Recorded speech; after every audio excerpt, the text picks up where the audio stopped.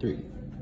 Imagine being a 17-year-old girl who has moved around from place to place, living with family and friends. Imagine not fitting in any household you've lived in, even your own family. I had moved out of my parents' house when I was 14, and I was 16 when I got put into state custody, and now I'm going to court every couple months just for them to tell me nothing has changed.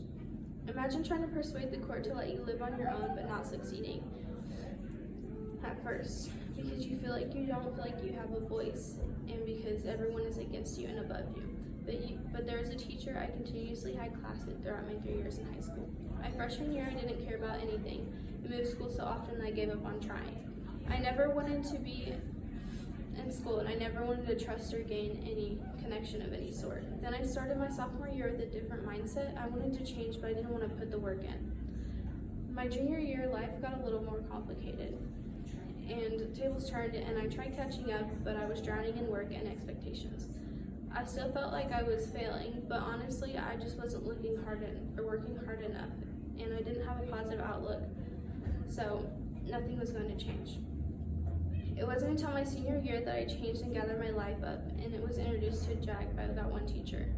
I don't prefer to involve my personal life with my school life, but I confided in a couple of teachers, and they put forth the effort to try and help my situation, help me gain a better outlook on life, so that I could have better opportunities. At first, I was hesitant to even join JAG, but in the end, I'm so glad that I did.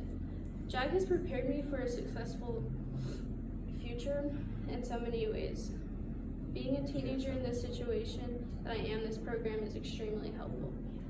JAG has shown me a better way of communication when talking to peers and people above me like the judge and the juvenile officer.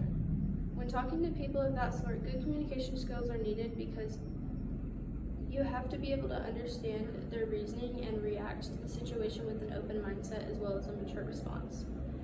Also, JAG has impacted the way that I am going to reapproach the judge about living on my own. At 17, I obviously need to take into consideration the struggles I'm going to come in contact with. I have no doubt that I can overcome them, but it's going to take some big changes. JAG has given me the realization of that. I have learned how to fill out an application properly and build a resume and cover letter. Those skills are highly effective when it comes to being an adult and trying to obtain a job or building your career.